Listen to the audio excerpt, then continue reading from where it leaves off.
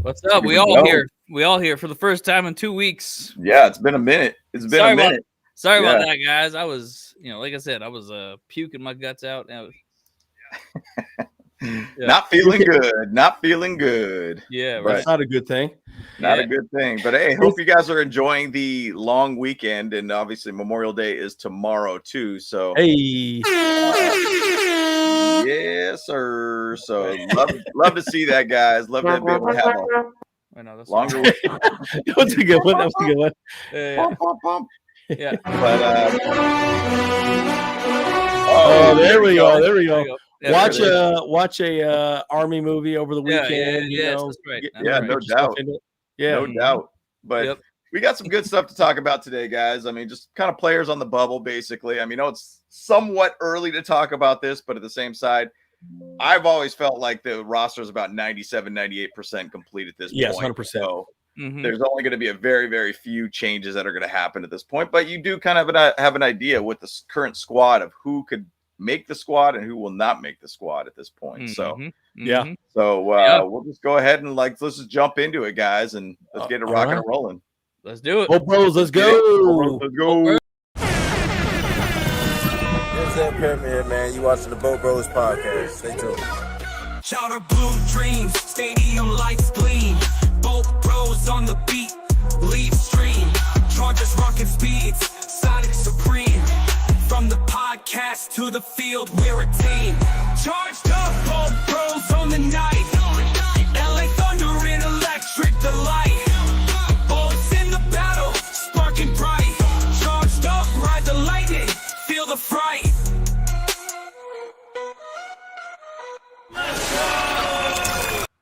Yeah, Kyle, I know you were sick. I was sick this last week too. It's been going around, dude. Like, my buddy got me sick. I'm like, I want to kill you. I want to kill you. Yep, exactly. He was about to go down like a sweet muffin. You know what I mean? So, no, it's the worst. It's the worst to be sick.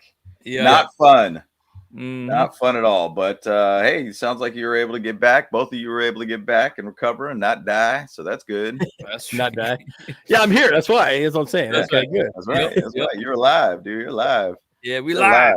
Yeah, we live, boys. So, but yeah, we got a few things that we're going to chat about too. I know this is kind of that weird type of time of the season where it's kind of like, little football stuff's kind of going on right now. Nothing too crazy. Not a ton of talk or anything. A lot of rumors. Yeah.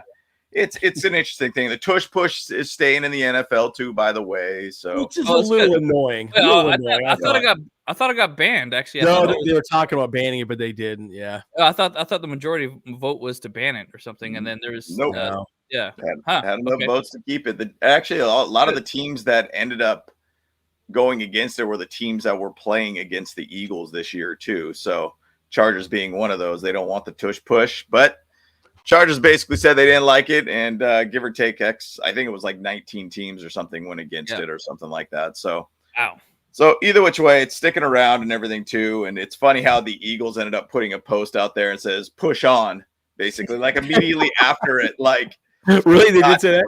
It said "push on," and it had the picture of them doing the Tush push, and I was like, "Oh, they're a bunch of trolls, dude." It really is, though. It is a cheating kind of. Not at all, dude. Not at all. That's like totally part of the game.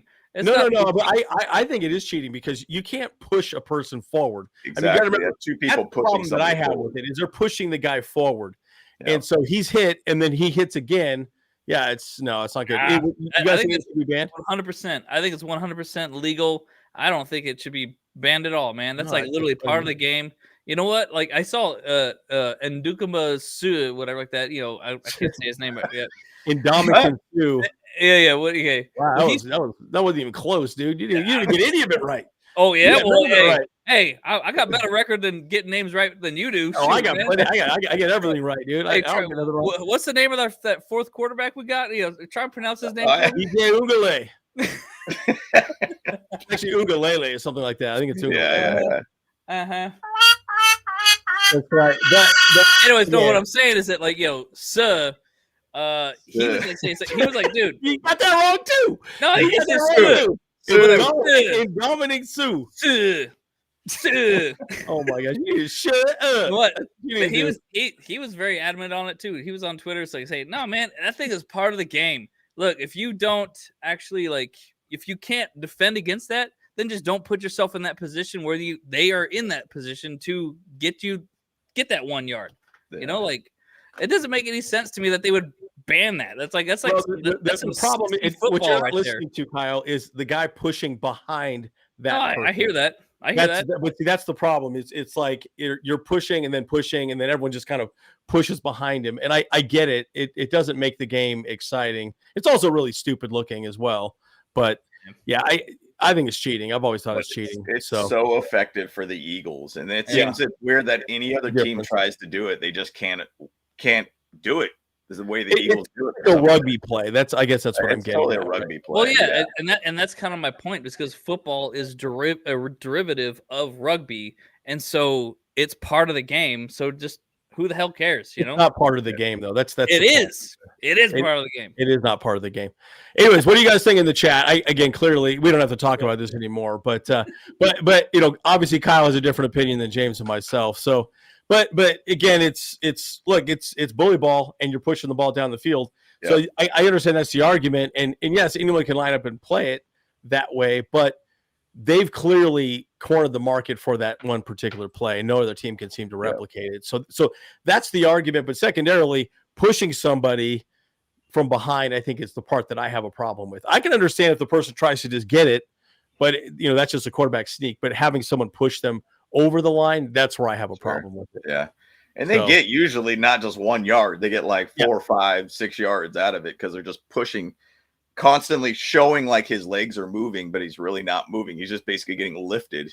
Yeah. Very, very Titanic-like, if you want to say, where they just kind of seems like he just puts his arms out and he's got the ball in his hands and he's just getting lifted over to a different area of some sort. I don't know, something weird, dude. But either way, I know, even to say other plays that happen even past the line of scrimmage and everything too, players love to go in and try to attack and try to lift a guy to get past to a first down. There's not much difference between it, but I know the big concern was people getting injured and everything like that too, because if you really look at the center is basically getting crushed the entire time. Now, they said that there hasn't been any significant injuries from it, but either way, they're going to be pushing on this season, and that's happened. So the brotherly shove. Good. And you know what? And I especially like it because they whomped on the Chiefs because of that, so no, it wasn't because of that. It was they did a whole heck of a lot of that during that game. They didn't free reign pretty much. Yeah, they destroyed them, but but anything that the Chiefs can do to lose,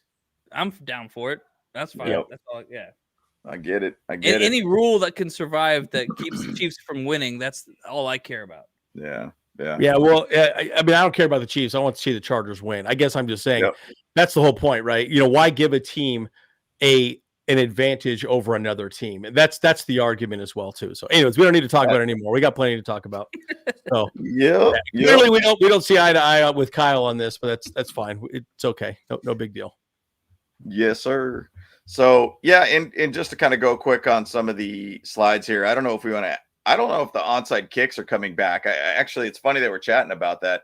Aren't they going back to the original just kicking methods? They're not going to do the whole 5-yard gap type thing. I don't think I've heard any changes. I have no idea.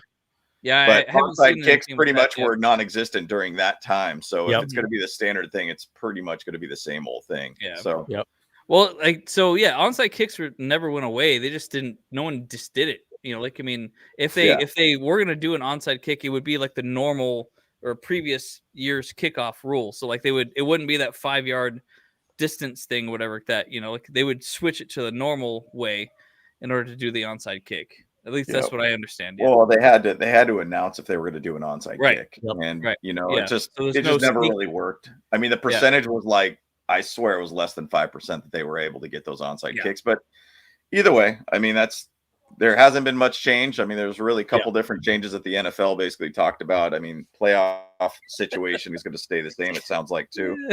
But ain't nothing going to be really adjusted this season, in my opinion. So it's going to be all pretty much same as could be, dude. No big deal. So But just jumping in the slides here real quick. This is kind of a weird one. I don't know if you guys saw this or not, but Ladd McConkey and Cameron Dicker were on this show called NFL Offsides, and it was the most random thing I just stumbled upon on YouTube on like a live broadcast where I don't even know what was happening, but it was like they were playing in teammates. One guy was on one side of the curtain with this table, and they had to replicate this fruit plate of some sort. So they were throwing fruit over the blind thing, and then they had to like recreate something. It was the weirdest thing ever. But I was like, well, that's awesome. Couple football players there. So I was like, a couple guys from the Chargers. There was even Kyren Williams from the Rams was on the other side. So it was like a battle of LA creating this weird fruit plate thing. And I was so confused of what was happening. But I did kind of recognize that I think Cameron Dicker, after his football career, I think he could be a really good announcer of some sort. Oh, totally. It seems like he would be like a game show host or some sort of announcer. I think he would be, he's got a good personality for that. So I think he would be a really, really good, post career type thing for Cameron Dicker. The Dicker want show. a long career with him for sure. Oh yeah, 100%, man. So. Yeah, like the Dicker show, kind of like Pat McAfee. That's right, the Dicker show. The Dicker the Kicker show, dude. That would be Dicker show. That'd be perfect. Big Dicker Energy podcast. Yeah, it does kind of look like Looney Tunes, though, doesn't it? Though it does, though, right? Yeah, totally does, totally. But yeah, it was kind of a weird little thing, and I had no idea what was happening, and I was whatever. It was like, I guess it's football, I suppose. I don't know, whatever. I'll watch it. Mm-hmm. Yeah. But kind of cool. This is a picture that the Chargers posted up just recently, and just the linebackers. You got obviously Troy Dye here, you got Deion Henley, and then you also got our guy back here, Junior Colson. Yeah. And I was just looking at this dude's thighs over here, dude. And I was like, yo, he got big legs. But he got big. He got guns, dude. He got legs. Yeah. Like, he's got everything there. Yeah. The guy got swole. Like, he looks way bigger than he was last season. Mm-hmm. Just from that photo, I'm like, wow, that's crazy. But he is one of those guys, as we're going to talk about some players on the bubble, I think this is one of those guys that we're hoping a lot out of, too. I wouldn't put him on the bubble per se, but I think we're going to want a lot from him this season. And kind of reason why we didn't really draft a linebacker either, too. And so we feel pretty good about our linebackers that we have with Troy Dye, Deion, Denzel Perryman, Junior Colson. I think last season it was just Junior Colson had a lot of injury issues and weird things that were happening with him that held him back. I think, didn't he have some sort of like pancreatitis type thing or something weird like that last year? And then like it was held him out for like 4 weeks or 5 weeks. And I think it threw out his weight and everything too. Appendicitis, James. Appendicitis. Close enough. That thing is pancreatitis. Pancreatitis, dude. Yeah, dude. Making things up again. To do with your stomach, though? Like, I think you mean pancreatitis. Pancreatitis. Is that what it is? Pancreatitis. God, are you guys stupid today? What are you talking about? Dude, that's what it was, dude. That's what it was. No, but it was appendicitis that he had for sure, though. But yeah, this pancreatitis. Guys, just listen to me. Don't listen to these two knuckleheads. They don't know what the heck you're talking about. Oh my goodness! Goodness gracious! Appendicitis. That's what they have. Yeah. So he was out for like all the training camp. So he was out for a long time. Yeah, and so I just don't think he really got off he didn't get off in a good start. And they talked about it quite a bit. I mean, they're expecting a lot from him this year for sure. Mm-hmm. Yeah, because he had a hamstring injury. He had basically a week 9 ankle injury, put on injury reserve. The guy just basically couldn't stay healthy. And, I think a lot of it had to do with his, the appendectomy that he had during training camp that limited start to his rookie season. So that's, I think, what really ended up throwing things off for him. So that's what AI is telling me. So it's appendectomy. What? Appendectomy. It's called an appendectomy. That's a surgery. It's called. Yeah. It's called an appendectomy. It's called an appendectomy. Golly. I'm not even using AI. I'm using it. I'm using it right now. Okay, oh my gosh. I'm gonna change here. Forget about him. Golly. Hang on a second. Oh my gosh! Now, just because Andrew's trying to toot his own horn here, he's now Dr. Andrew. Yeah, exactly. So we're not a house of learned doctors. Yes, yeah. Yes, we are. Yes, we are. Yes, I know. Come on. Yeah. Yes. But again, I think it just affected his ability to be successful. So, but he'll be good. He'll be good. Yeah, I mean, and once again, he knows the system. He'll be able to be a kind of a plug and play too. So it's just about him getting healthy. And I think once again, having the offseason, going from drafted to now being in the system for a year and being with the team, he's going to have a lot of, ability to be healthy this season. So I'm excited to be able to see what Junior Colson could do this season. So yeah, well, and the good thing is too. I mean, Dan Henley had obviously a much better year his second year than his first year. So yeah, I mean, hey, because he didn't really have much play time last year, his first year. So he didn't have a Dingleberry run on the defense too, right? Oh gosh, yeah. Exactly. Brandon Staley didn't know what. Yeah, he had his head up his ass. He didn't know what he was doing. 100%. So he was not part of the good old boys club. You know what I'm saying? Yeah, good old boys. Yeah, exactly. But now he is now. That's for sure. So I mean, I think sky's the limit for Colson. I think he's going to do. Well, and I think Troy Dye is a good pickup too. Like he's a good depth piece. I mean, you're never going to have amazing players across the board, but he's at least going to be a guy that can step in and help for special teams. And then be a really good, backup linebacker if anyone gets injured, heaven forbid. Yeah, 100%. 100%. YDCFF has a great comment though to kind of follow up on the what's it called? Looks like we can't pull it up though. But, yeah, because can't pull it up, dude. Oh yeah. But he was saying he's been following the Saints to see what Kellen Moore and Brandon Booty Stank are doing. Booty Stank. Yeah. But if he's saying it's like like those Saints podcasters suck. Yeah. Oh, really? Yeah, he's fans of some of the stupids he's ever seen. It's like, that's hilarious. Hey. Yeah.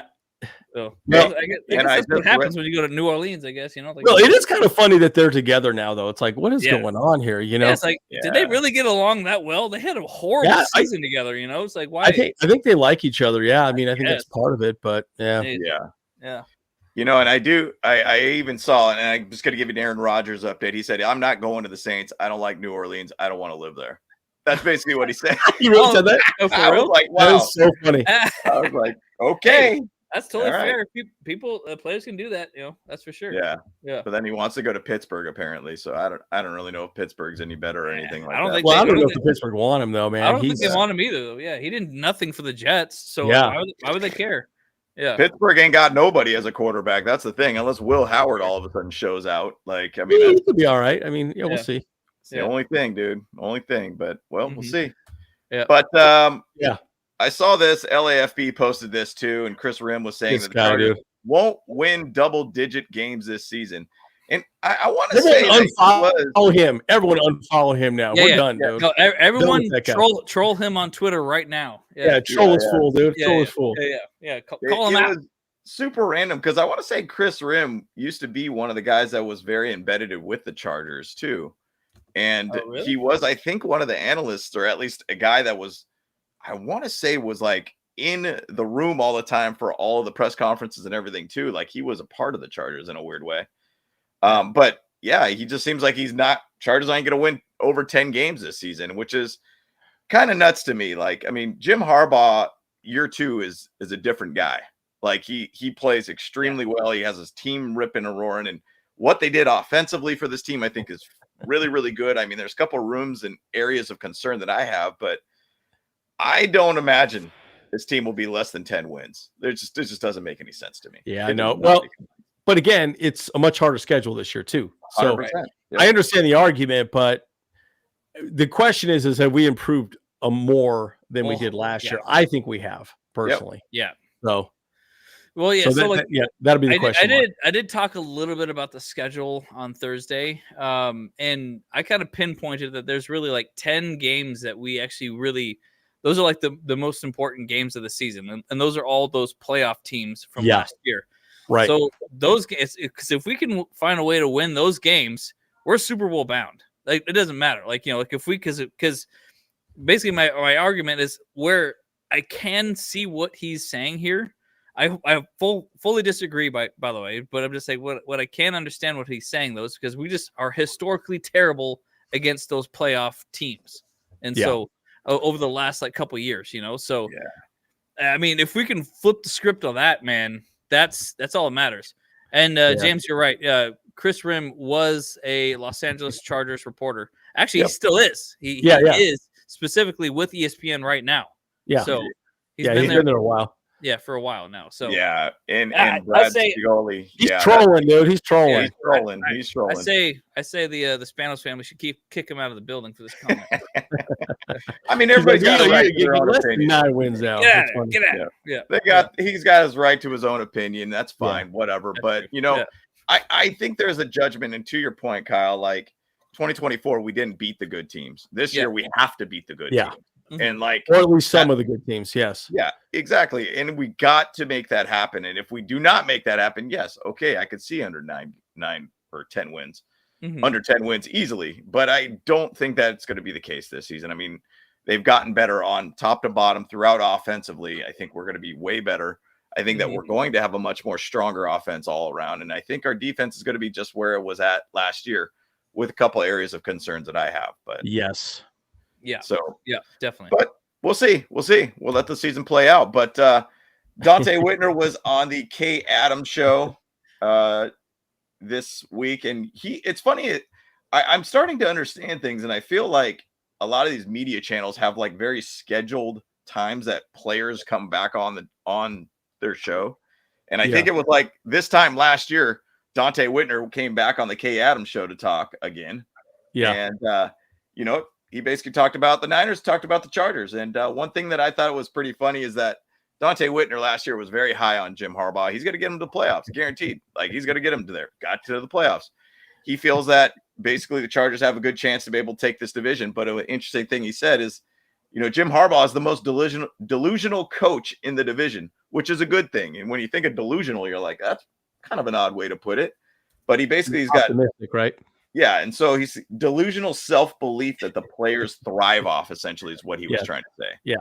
Like, his craziness, in a sense, allows people to basically to thrive off of him and become better players. And I think it's kind of an interesting thing all around to be able to kind of hear that term for a coach. But he said that, hey, look, that's what it's going to take to win this division, because it's not an easy division at all, with especially this coaching staffs throughout the 4 teams in the AFC West. So who knows? We got the most delusional coach in the division, boys. Nice. No, but again, I think the team has improved. What do you guys think in the chat? Is the team better this year than it was last year? I think 100%. There's so much more depth. And I think that's why I'm talking about the bubble players is that I think there's a lot of players that we want to be on this team that are not going to make the squad just because we have that much depth. It's going to be interesting to see what happens. I also think we could trade away some players. Some people might come to us and say, hey, we want this guy. Great. We'll move him off because, we got depth in that position. So, I think some interesting things could happen this year as well. So big time. So, I mean, once again, Dante Whitner had some pretty high thoughts about what he's going to be able to bring to this team. It was an interesting thing that he brought up too. He said that Jim Harbaugh only had 110 yards on the ground on average with this Chargers year 1, which is very abnormal for him. He's usually a much higher amount of a ground game, usually into the 140 yards average per game too. Yeah. So he kind of pointed to that, and you kind of then correlate that what the Chargers did. They obviously got Amari Hampton. They ended up getting oh my gosh, why is it Pittsburgh Steelers running back guy that we ended up getting? Oh my god, Najee Harris. Yeah, Najee Harris. I was thinking for some reason I got Trey Harris in my head, and I was like, oh my god, no, you did get a Trey Harris, but we got a Najee Harris. So what did he do? He solidified the run game with 2 very powerful backs, pretty much.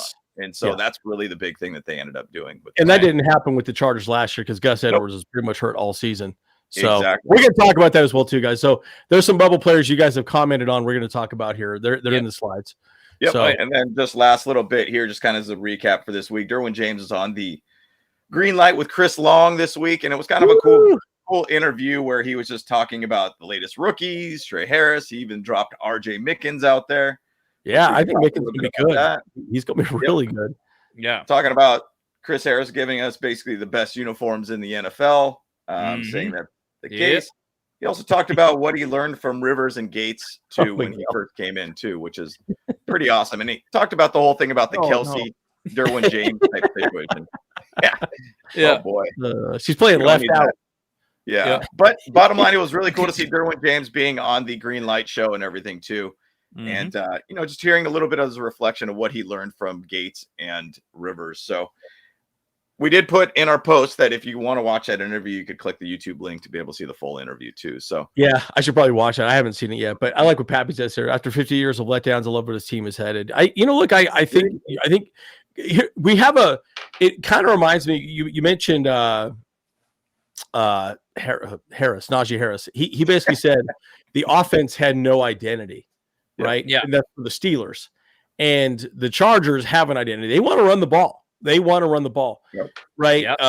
So, there are rumors that J.K. Dobbins could get re-signed somewhere else. It looks like the Texans might want him or somebody else. But if that does happen, I think Raheem Morris could be a guy, undrafted free agent could get some snaps, and then we'll see what happens with our boy Kamani Vidal, right? So I'm just saying, you look at each position has enough depth that we feel pretty good about. At least I feel great about it too. So yeah, I agree.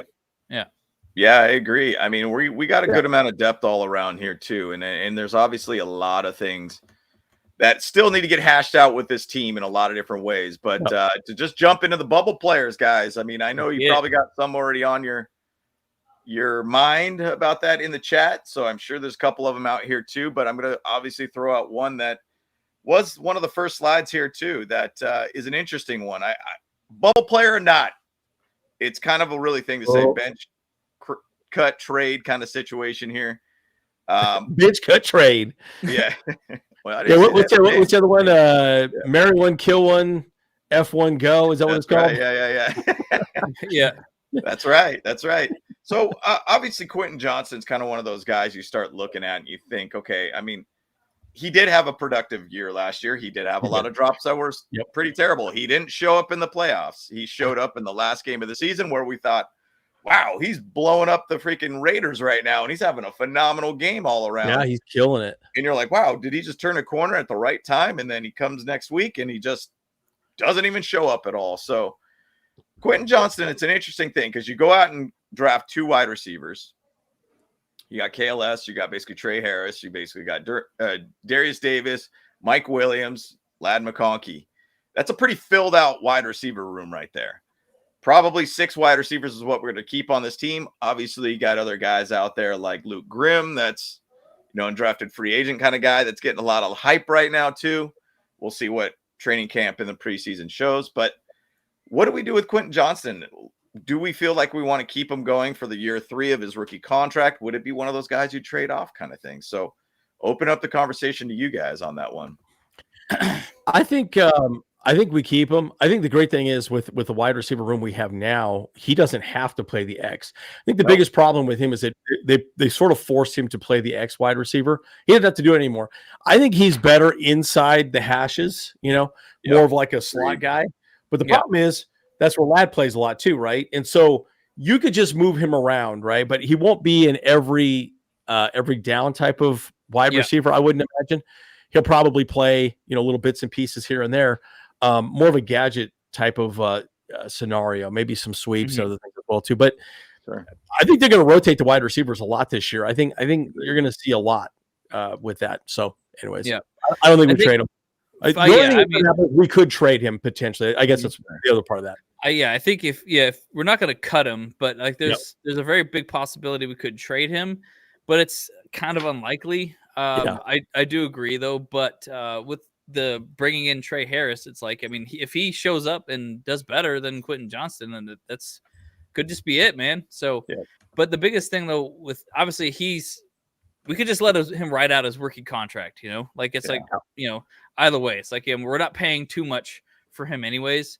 And Pablo's correct. We're not going to get a 5th year for him at all. Yeah, exactly. Yeah. That's exactly where I was going to go with it. Mm-hmm. Yeah.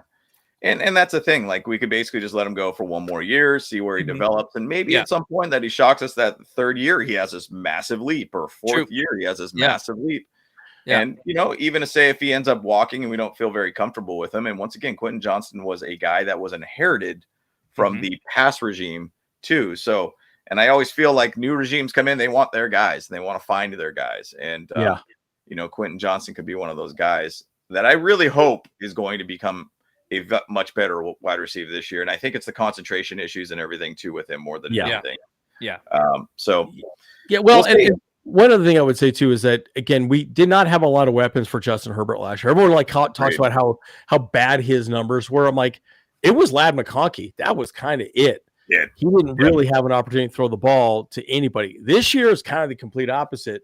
Well, again, we're assuming that Trey Harris and Oronde Gadsden and Keandre Lambert-Smith are really going to step up and do a lot. But again, it's he'll have more options than he had last year, depending on how they all perform. But I'm just saying it's going to open the field up a lot more because they also didn't have to respect the run a whole lot, so they could stack the box, and there's a lot more flexibility this year.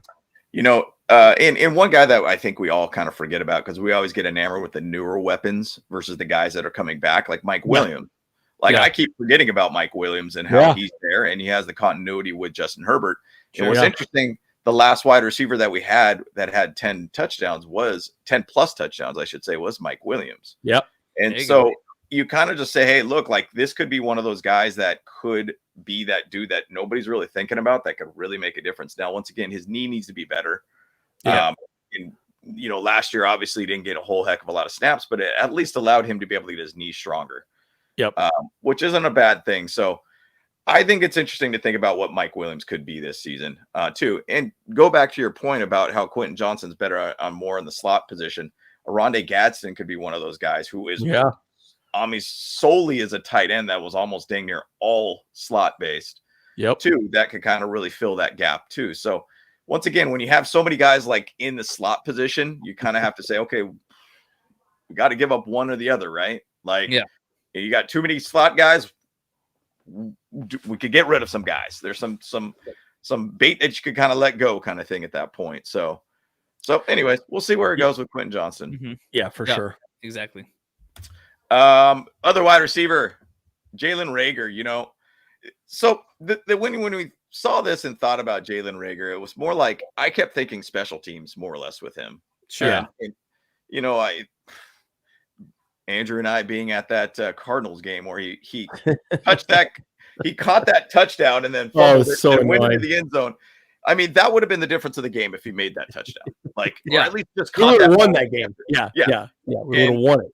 We would have won that game. And that's where my mind always goes with Jalen Reagor. I remember when they ended up signing him, I said, hey, look, he does have issues with his hands. Like he does have kind of a little bit of stone hands. He does kind of having the best hands. And essentially he showed that. Now this, once again, going back to the wide receiver room, I think we're only probably going to have 6 wide receivers on the 53-man squad. So as of what we have right now, you just drafted 2. So those are 2 spots that are solidified. They will be on the 53-man squad. Then you got Ladd, you got Mike Williams, Quentin Johnston, Darius Davis at this point. Mm-hmm. I don't know where it's going to go, but I mean, I think if Jalen Reagor gets anywhere, he'll probably end up being a practice squad guy for us. Yeah. So. Yeah. I mean, there's good. How big is the practice squad now? It's like 15 people or something. I think it's 15. Yep. Plus a international player. Right. Yep. And right now it's that tight end guy, Pita or whatever his name is. So it is going to be a tight little squad. It's actually 16 players that they could do. So maximum of 16. Yeah, I think so far this Reagor could be the casualty for sure. I mean, it's unfortunate, but look, at the end of the day, he struggled a lot. Now, I could see another team scooping him up. I don't think he'll be out of the 100%. League. So, in a weird way, it's not necessarily a bad thing. But we'll see. We'll see. And Pablo, yes, we were at that game. We were so frustrating.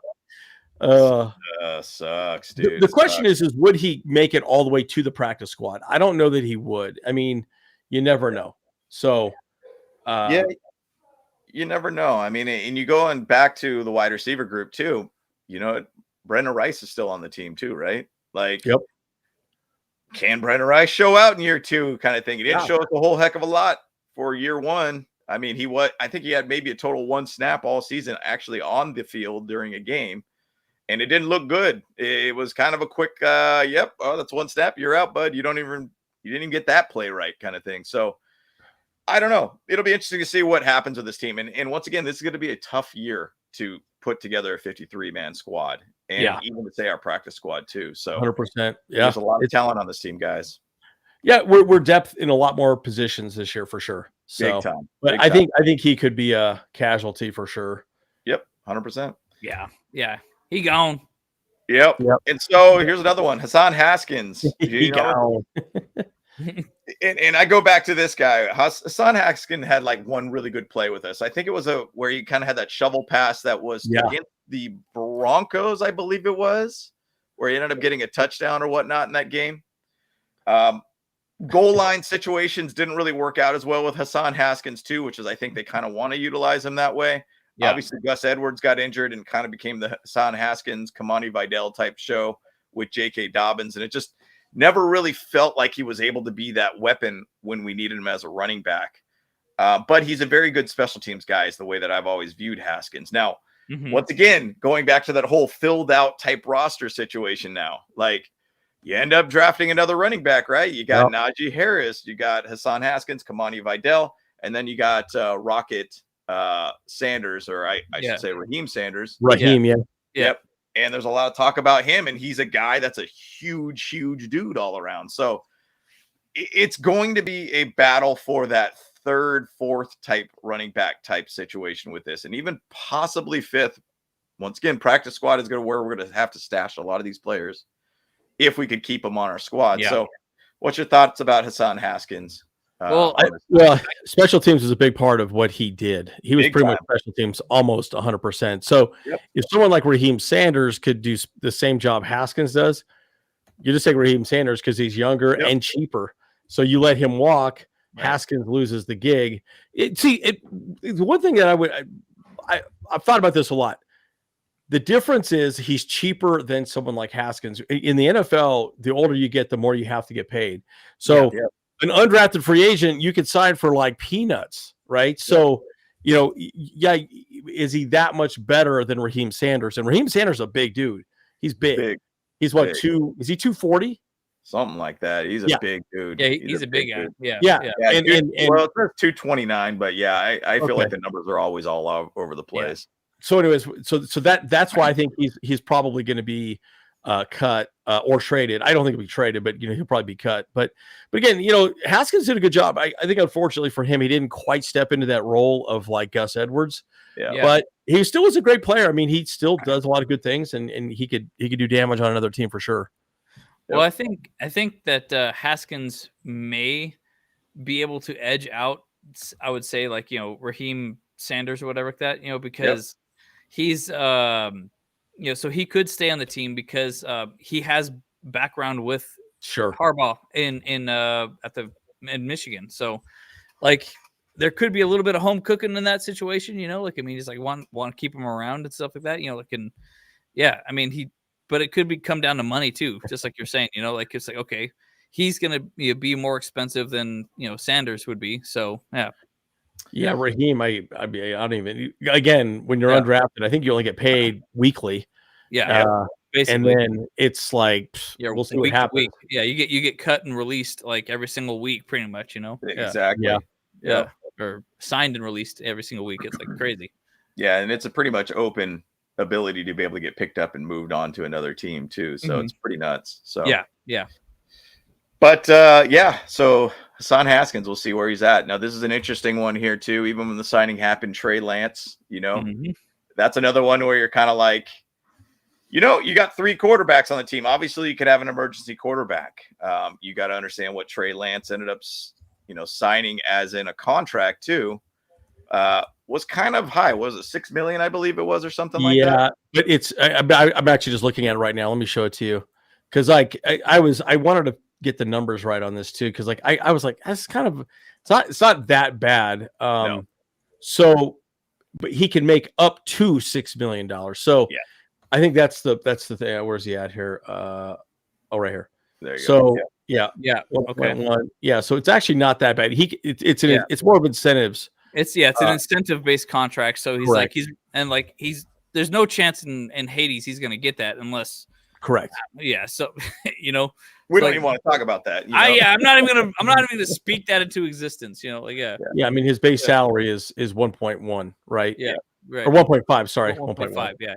Yeah. Hey, that's and then that's still great money. Shoot. It's still great. It's still awesome money. I'll take it.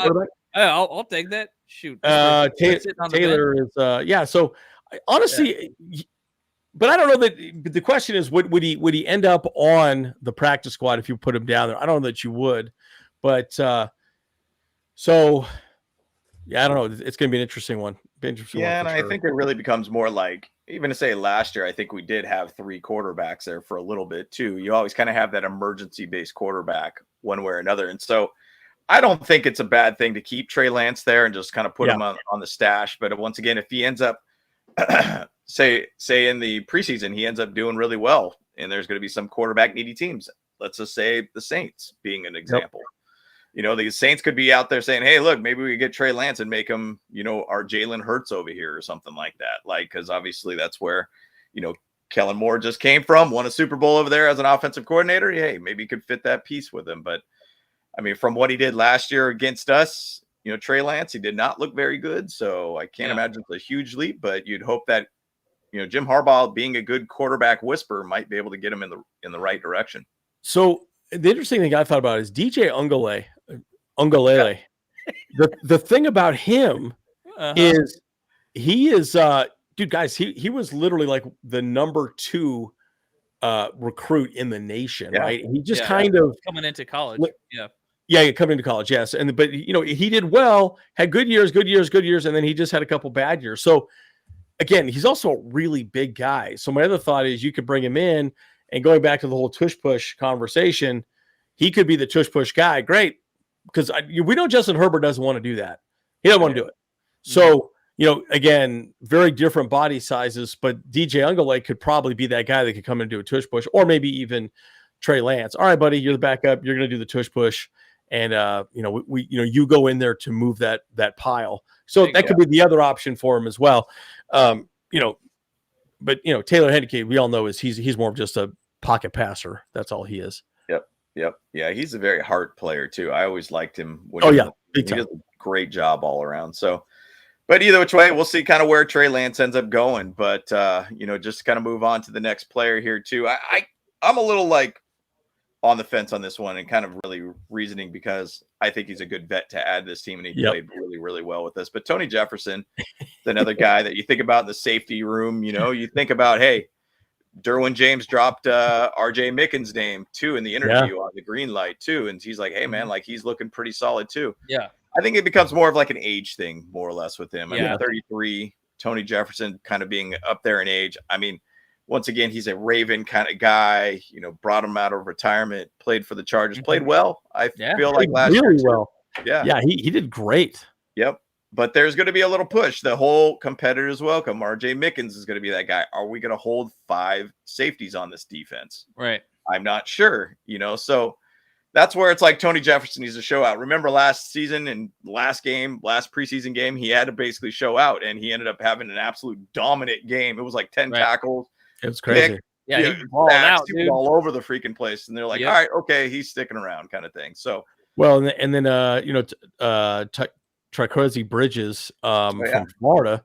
Yep. Dude, he's 6'2", 200 pounds. I mean, same size. And I think he's not bad. The 2 guys that we drafted 7th round were used in a lot of different ways, right? That's partially why they slid as far as they did, because they were just all over the field in so many different ways. So you couldn't just evaluate them as a safety or as a corner or whatever. You know what I mean? So just saying they wear a lot of different hats, good depth pieces. They're a draft pick either way. They're going to make the 53-man squad most likely. Yeah. So that's where someone like Tony Jefferson might end up on the practice squad, but you'll bring him up, if injuries occur. Which is what he did a ton last season too. I swear he was up and down like every single week, dang near.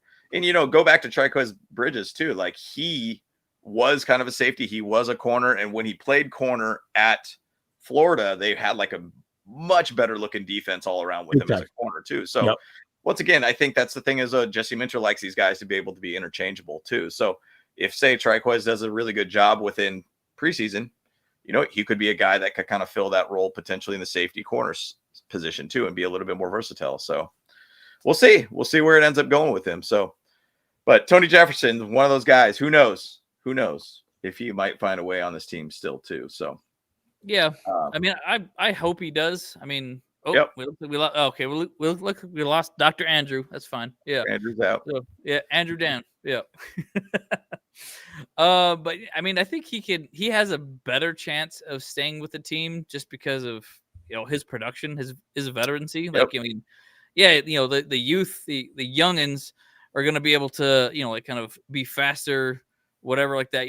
But he's still going to be he's still got the experience and stuff like that, so exactly. Vet experience is always a really needed thing one way or another. 100%, so, and that's the thing that's great about having a guy like that, just adding more veteran experience in the backfield too. And I like it. I mean, it's not saying we don't have Derwin James and Elijah Molden too, but at the same side, like, hey, I got no problem adding him and keeping him around. So. Yeah. Exactly. And he'll probably get off he'll be on the practice squad no matter what. I don't see anybody grabbing him. Who knows? Sorry guys, it was also glitching out, so I just reloaded my thing here. That's why I dropped out for a second. All good. It's kind of glitchy, actually, to be honest. It's kind of like choppy somewhat. It's it's like the frame rate's weird or something. Yeah. Okay. Hopefully it doesn't get any more glitchy. Yeah, it's weird. It's all good. It's all good.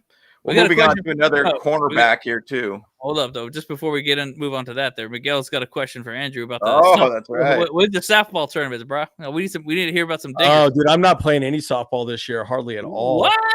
Yeah, I'm only playing. I last year I played like 4 nights a week, and I was just playing way too much. So I'm not playing a whole lot this year. I'm only playing. A bum shoulder, dude. You got a bum shoulder. Yeah, I had a bad shoulder for a little while there, and so I'm only playing on Tuesdays and Fridays. That's it. And then we've had like 3 rainouts on Fridays, so it's like so we haven't played a whole lot. So we'll see what happens. But yeah, it's been a little weird this year. Play a lot. Yeah, a lot of pickleball too. Yeah, actually interesting. Yeah. And then you're right though. Grimm could be a guy that could end up making the squad as well too. So yeah, we'll see. We'll see where it leads. I mean, that 6th position is pretty much going to be a tough one. It's going to be a good battle. So, I don't know that he'll make the 53-man squad. He might make the practice squad, but yeah. One other cornerback here, Dean Leonard. Obviously, I think he's now in his 3rd or 4th year, I believe. 4th year, possibly. I mean, Dean Leonard did get a pick in the playoffs. Remember, too, he had a clean pick. Too. I mean, he played well in that sense. I personally think go back to even to say BS. Booty Stank always talked about it. Hey, you can't have too many cornerbacks, right? And Chargers did sign a couple cornerbacks, right? Dante Jackson. You ended up going out and getting what's his dang name here? Benjamin Juice too. Yep. RJ Mickens could be a little bit of a I go back to Troy Quiz Bridges too. You can kind of interchange him too. So cornerbacks are needed, and Tarheeb Still, Cam Hart. You could throw Jusser Taylor as being one of those guys too, including with Dean Leonard. I like Dean Leonard a lot. It feels like Jusser Taylor last season. I had a lot of issues with injuries, basically that he fought through. So there is going to be a battle for the cornerback position, kind of in the back end, possibly a 3rd or 4th type of level type guy. But once again, I feel like. Jusser Taylor and Dean Leonard has done a good job on special teams. So you got to think a lot more out of just the cornerback room. You got to think about special teams too. Yeah. So either way, Dean Leonard could be another one of those guys on the bubble too. We'll see where it lands with him. Yeah, it's special teams as well. But he's a good player when he's out there. He's fast. He does a great job. So right. It's going to boil down to those 2 rookies, man. It's really going to boil down to them. If they could do well in special teams, we'll see what happens. But I think the thing with me though too, basically at the end of the day, any player that was drafted by Booty Stank over his couple years is definitely on the bubble. All those guys are definitely on the bubble. Sure, some not, like Slater's definitely not. Like maybe Zion Johnson might even be on the bubble a little bit too. Just throwing it out there. I don't know if you guys seen some of his snaps at center.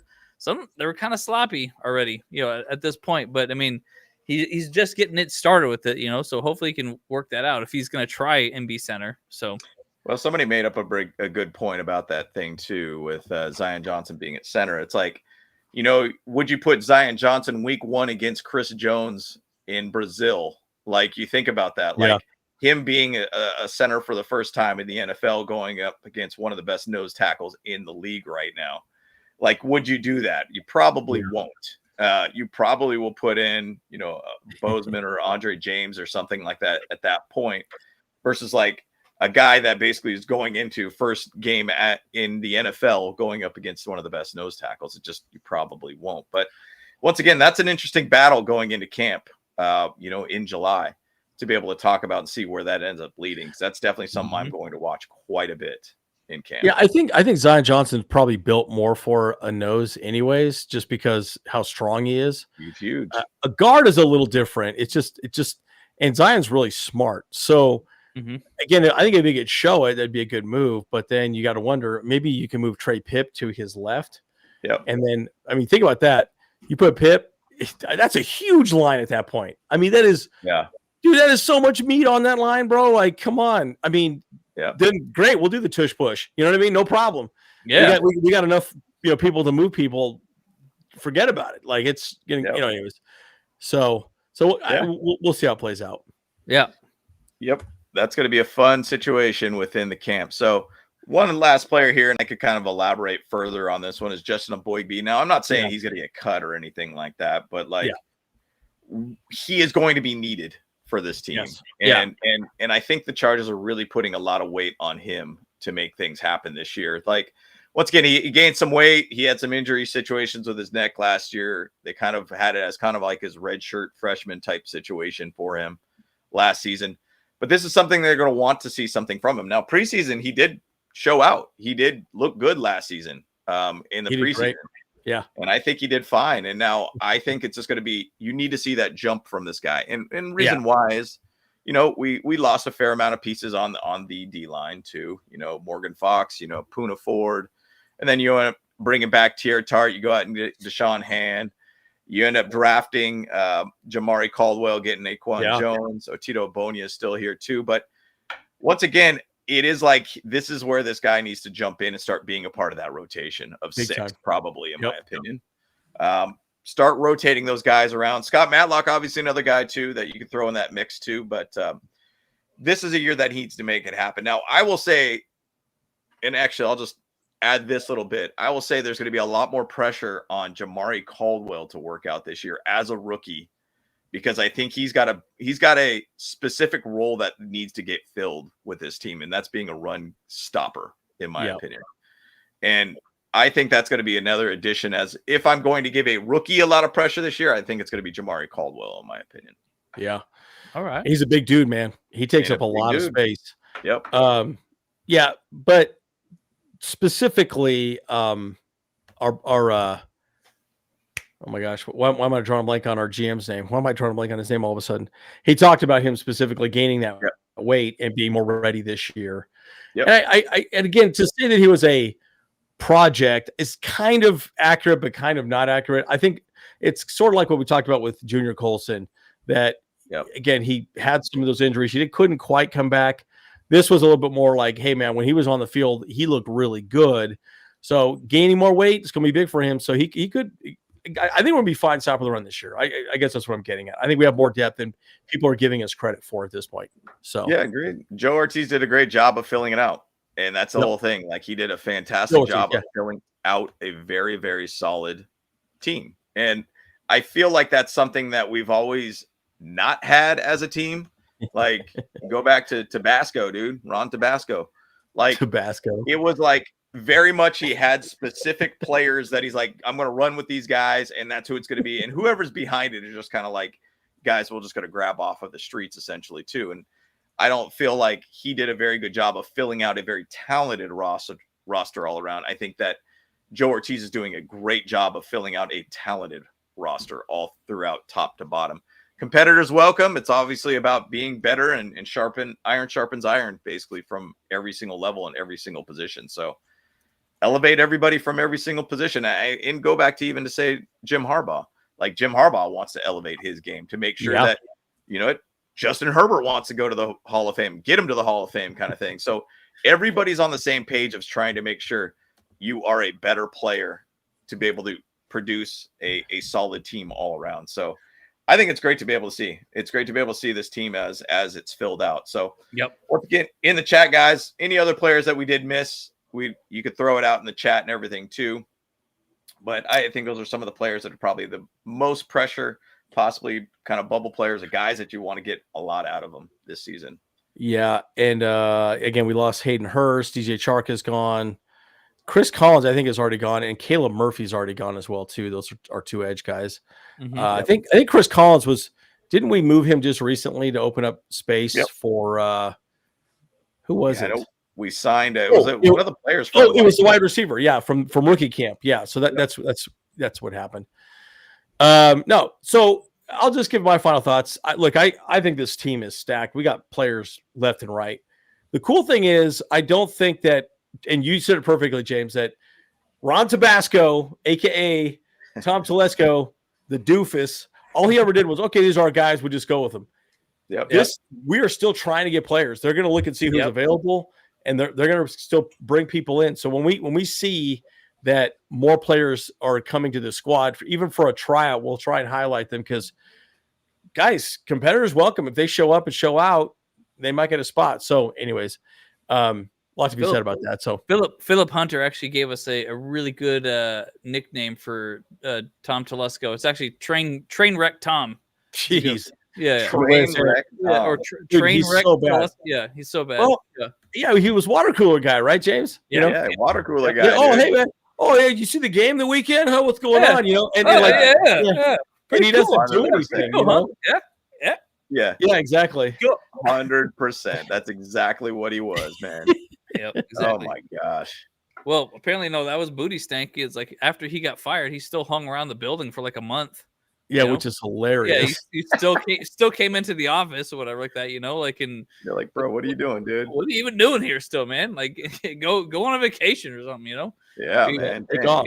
Yeah. He was just trying to get his little trinkets off of his table or desk or whatever, dude. He's like, I gotta, I want to get my little nonsense from the desk and bring it home. I don't know. Maybe he didn't. It's funny. I've heard that a rumor of one of the past jobs I had that there was a guy that did the same thing too. He got let go and he still showed up on Monday. And he was like, "You just acting like nothing happened." Yeah, really? He didn't act like he didn't. They're like, "What are you doing here, bro? You got fired, dude. You're out, dude. You're out." And he's like, "Well, no, it's cool, man. I'll just hang out with you guys. I don't know what his deal was, dude. He had nothing to do, I guess. I guess so. Yeah, maybe he didn't tell his wife, so he still wanted to show up to work. Yeah. Probably that's probably what it was. That was probably that was it. He's like, "Oh, I gotta show up still." I don't want to be at the house anymore, though. Yeah, 100%. Yeah, right. Yeah, here we go. Chef Ortiz still shopping from them groceries. So, what are your final thoughts here, guys? And then we'll wrap up the video. I mean, the biggest thing is like the camp battles are gonna kind of start soon. Like right now, what do we got? We got the voluntary OTAs going on right now. OTAs, so that's, I mean, the people that are showing up to that, obviously, they got a leg up against the people that don't. I would say, but and I don't know, man. Like we've talked about it before, but there's going to be some difficult to swallow cuts. This off season right now, it's like we're gonna be like, dang, man, didn't expect that one to happen, or so. But I believe in Harbaugh. I believe in Ortiz. Like they know what they're doing, and I'm picking up what they putting down. You know what I'm saying? So yeah, I'm all for it. Yeah, I'm and keep the tush push, dang it. Tush push, dude. Tush push. Yeah. Well, I mean, we got Mekhi Becton. He knows how to do the tush push. Oh, so that's true. That's true. Yeah, he's part of it. Yeah, he can teach the whole line. Yeah, that's right. We'll see. Mm-hmm. So, my final thoughts though too is that I think that we got a really good built out squad, and I'm excited about what this squad could bring. Now, it's to me the biggest concern about it is like the D line is one area that I'm kind of concerned on more or less. That's why I put a little bit more pressure on Jamari Caldwell, that he's got to show out. He's got to be that guy that could really be that first down, second down type guy, short yardage type situation kind of guy, be that run stuffer guy for us, because I feel like that kind of lacked a little bit. And then it's a lot of the guys that we ended up signing too, it aren't the biggest household names, but you hope that you're going to be able to get some Puna Ford type of, magic that comes from this guy, that, Deshaun Hand and all those guys could go and be those extra guys that just show out and perform extremely high. Now, Jesse Minter's defense is a very good system that brings the best out of players, and I think that's what this whole coaching staff does too. Yeah. I will also say there is reports also too about, speaking of coaching staff, GM, all that type of stuff and culture this team is creating. It sounds like there's reports that they are talking with Rashawn Slater to get his contract extensions finalized too. So there is some of that kind of going out there. I kind of think that's going to probably come around. I think it's going to be beginning of June. I mean, I'm just going to throw it out there because I think it's going to be when the mandatory mini camp is going to show up. He'll show up and probably have a new contract at that point in time. So we'll see where it ends up going. But I'm excited about this team. I can't wait for it. We're close to football. We're basically about 2 months away from preseason football Hall of Fame game. So we're getting close. Can't wait. It's going to be exciting, guys. It really will be. Kyle, final thoughts? Oh, he already gave his final thoughts. Oh, yeah, okay. I'm going to use some more final thoughts. Oh, yeah? Okay, fine. I'll take some more time, so yeah. All right, never mind. We're busy. No, but look, it's exciting. This is going to be good.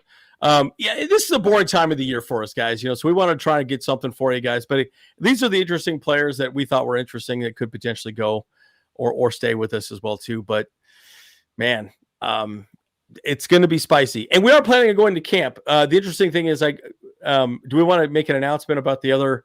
Nah, yeah. We'll wait on that. But we got something that we're cooking up right now, guys. We're cooking a few things up right now as well. So, it'll be something we'll announce here a little bit later on. Yep. Cool. Yep. Sounds good. So excited about it, guys. Bolt up. Let's get it. Yeah, bolt up, baby. Okay. Right, Bolt Bros. Bolt Bros. Let's go. Hey, what's up? Cameron Dick here watching Bolt Bros podcast. Let's go. Charged up, Bolt Bros on the night.